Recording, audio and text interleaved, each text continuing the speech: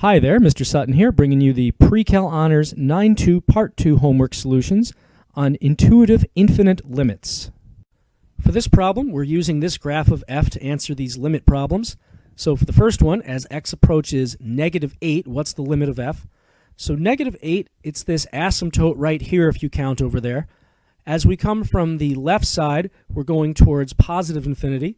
As we come from the right side, we're going down to negative infinity. Since those don't match, we can't even write any kind of infinity as the limit. We have to just write dne. For this next one, as x approaches 2, from the left side we're going to positive infinity. From the right side also to positive infinity. So if you want, you can write positive infinity for that limit. You also could just write dne, but this is a more specific answer. Next, as x approaches negative infinity, so as we move to the far left, what's happening? As we move to the far left, we pass all this stuff, and we're just over here increasing forever as we move left. So that's going to be positive infinity. And then as x approaches positive infinity, that's the far right behavior. So we have this horizontal asymptote at -3. As we move to the right forever, we're just going closer and closer to -3. So -3 then is our limit as x approaches infinity. For this problem, we're trying to use this graph of f to answer a few limit questions.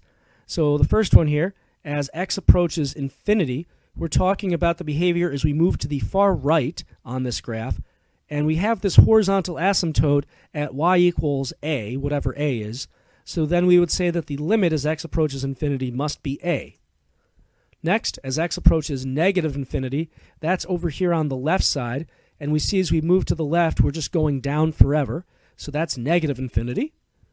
Now we're talking about the limit as x approaches b from the left side. So here's b. It's this asymptote here. As we approach from the left side, we're going up forever towards positive infinity. And b from the right side here, we're going down forever towards negative infinity. And then the overall limit as x approaches b, well, since these are different infinities, we have to write dne for that one. Since the left and the right limits don't match up, this is just straight up dne. For this one, we're trying to answer a few questions about f based on limits. So as we approach -3 from the left side for part A, what's happening there? So here's -3. As we approach from the left side, we're going to positive infinity, up forever. As we approach -3 from the right side, like so, we're going down forever, so that's negative infinity. And here as we approach negative infinity, so basically moving to the far left, we are approaching this horizontal asymptote at 2, so that's the limit at negative infinity. As we move to positive infinity to the far right, we're going up forever on this arrow, so that's another positive infinity for that limit. For this problem, we're using this graph of h to answer the following two questions. So the limit as x approaches negative infinity for this one. We're moving to the far left, and we see as we do that we're going up forever. So positive infinity is that first limit. For part B now, we're going to infinity for the x values, so moving to the far right. And if you do that, you see that this arrow is also going up forever in terms of y values, so that's also infinity for the limit. On this problem, we're using the graph of q to answer these limit questions. So as x approaches negative infinity, we're going this way. This arrow tells us we're going up forever for y values, so that's infinity for that first limit. For this next one, as x approaches positive infinity, we're moving to the far right. That arrow is also going up forever, albeit at a smaller slope than the first one, so that's also positive infinity. For this problem, we're using the graph of f here to answer some questions about limits. So for the first one, as x approaches 3 from the left side, well, here's 3. As we approach from the left side, we are going toward the y value -6. So there's that limit. Next one, as x approaches negative infinity, well, we're talking now about as you move to the far left, what's happening to the graph, to the y values. As we move to the left, this goes until this spot at -8, then it just abruptly stops. This is the end of the road. Since we can't keep going left forever, we would say that there is no limit as you approach negative infinity for the fact that you're not approaching negative infinity, or at least the graph isn't defined past -8. Next, as x approaches positive infinity, we're moving to the far right now. So as you follow this graph to the far right, you'll notice that we're hitting this asymptote here at y equals 3 and presumably following it. That's what it appears to be about to do. So 3 then is going to be our limit at infinity. Next, as x approaches 4 from the right, so here's our asymptote at x equals 4. As we approach that from the right side here, we're going down forever along that asymptote. So that's negative infinity for the y values. And then finally, as x approaches 4 from both sides, well, we already know it's negative infinity from the right. How about from the left? It's tempting to say it's also negative infinity from the left, but you'll notice that we stop at this hole and we're not following the asymptote. There's a gap between 3 and 4. This means that there actually is no left side limit at all for this. And if there's no left side limit, then there's no limit overall for the two-sided limit. On this problem, we have the graph of g, which we're going to use to answer a few questions. So first question, limit as we approach 0 from the left side. Well, here's the asymptote that's on the y-axis. And as we try to approach that from the left side, we're going down forever. So that's negative infinity. Next question, as we approach 1 from the right side. So here is 1. Approaching that from the right side, we're heading toward the y value negative 2. So there's that limit. And then as we approach negative infinity, that's going this way to the far left of the graph. We're following this horizontal asymptote at 4. So we would say the limit at negative infinity is going to be positive 4. Next, limit at positive infinity. If we go to the far right here, our graph is going down forever, so that's negative infinity for that limit. Next, as we approach 4 from both sides, so here's 4. As you approach from the left and from the right, in both cases you're heading toward the y value 1. Now we have the limit as x approaches 3.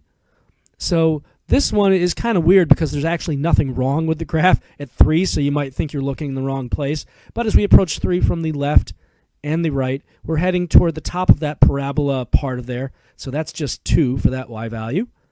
And then g of 4, this is the actual function value at 4, not the limit. So that's wherever the solid dot is on 4.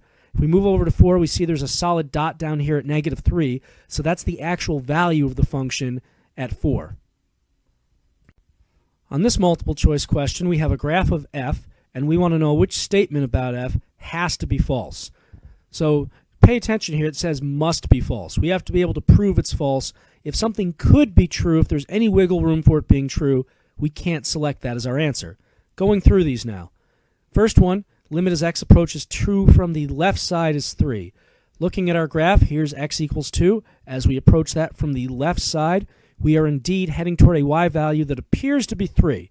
So that one definitely looks like it's true. Definitely not false. And now for the next one, as x approaches 2 from the right side, the limit's infinity. Well, approaching 2 from the right side, we appear to be going up forever, so that's also probably true. Now this next one, the limit as x approaches 2 and f of 2 are the same number. Well, let's look at the limit as x approaches 2. That's whatever the left and the right side limits both agree on, but they don't agree. On one side you're going to 3, the other side you're going to infinity. So the limit as x approaches 2 is actually undefined, DNE, does not exist. Now, if f of 2 were also DNE, this would still be a false statement. Saying one undefined equals another undefined is kind of silly, because the whole point of undefined is that it equals nothing in particular.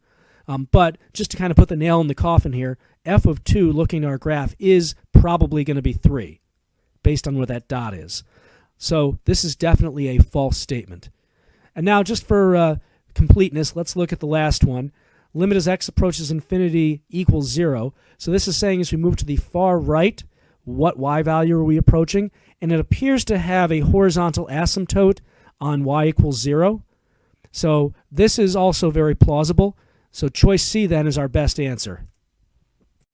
On this problem, we're given that f is a function of x such that the left side limit at 2 is positive infinity and the right side limit at 2 is negative infinity. So which of these graphs could be a graph of f?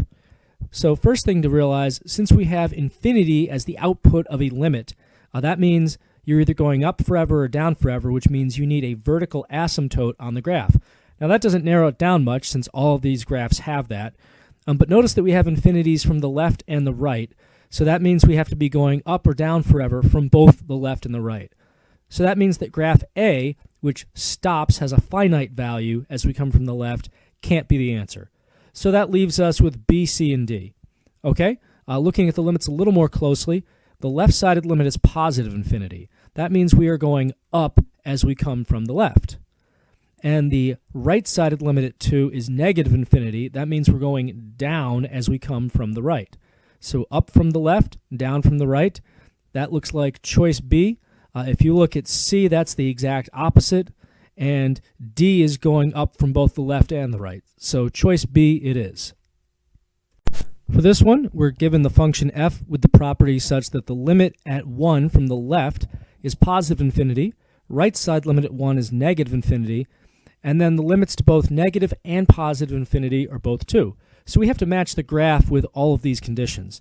Let's start with the first two conditions. So since as we approach 1 from the left and the right, we're getting infinities, that means we have a vertical asymptote at x equals 1. Specifically, since we're coming from the left and going to positive infinity, that means as we come from the left, we are going up forever. And the next one says as we come from the right, we're going to negative infinity. So we're going down in terms of which way the asymptote is facing, or which way the graph is going as you come from the right. So this is an up, above, below kind of asymptote.